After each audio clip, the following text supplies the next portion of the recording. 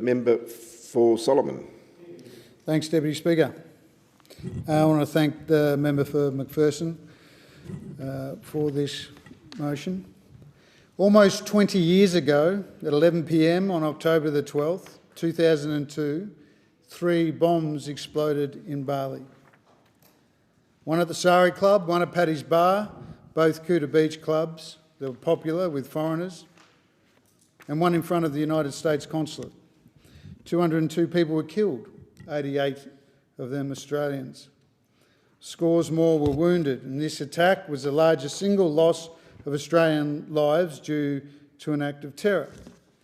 And as well as 88 Australian sons and daughters, there were 38 Indonesian nationals killed, 26 Brits, 7 Americans, 6 Germans, 5 Swedes, 4 Dutch, 4 French, 3 Danes, 3 Kiwis, 3 Swiss, 2 Brazilians, 2 Canadians, 2 Japanese, 2 South Africans, 2 South Koreans, an Ecuadorian, a Greek, an Italian, a Polish, a Portuguese, and a Taiwanese human beings, all taken from this earth.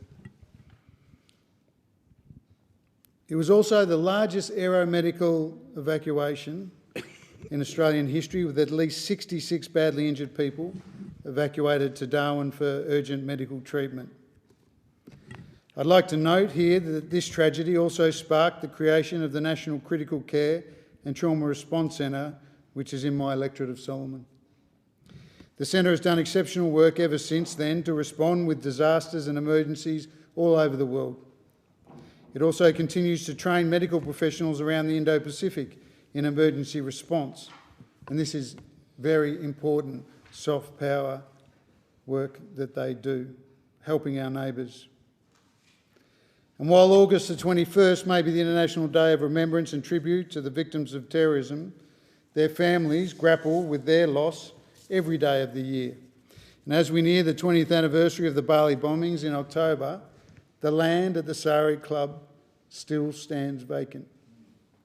The Australia-Bali Peace Park Association had tried for 2 decades to establish a peace park on the site, but has since folded. The idea was to provide a space for peaceful reflection and healing after such a terrible act of violence, and to be able to secure the ongoing dignity and solemnity of the site. Australia is well placed to mark the anniversary in a number of ways, and there have been a number of ideas floated over the years. And I think we should reflect and acknowledge this tragedy 20 years on. And I want to draw attention of this chamber and to all members to the excellent work done in this space by my colleague, the member for Curtin. She examined the role of the Australian Bali Peace Park Association in a study of terrorist attack sites as theatres of performance that, and I quote, carry symbolic meaning both as the targets of destruction and as spaces for the constant reinterpretation of both individual and collective perceptions of terrorism. The member for Curtin noted in her research that terrorist attack sites are often recognised for their symbolic significance, and that gives the attack and the attackers more power to be abused and manipulated. So it's our job, as those who remain, to commemorate the victims of terrorism, to ensure that their deaths are not further weaponised in any way. Creating a park or a sports park is one way of neutralising that and building something positive that can unite Indonesia and Australia and be a clear and direct rejection of terrorism and the division that terrorists seek to sow.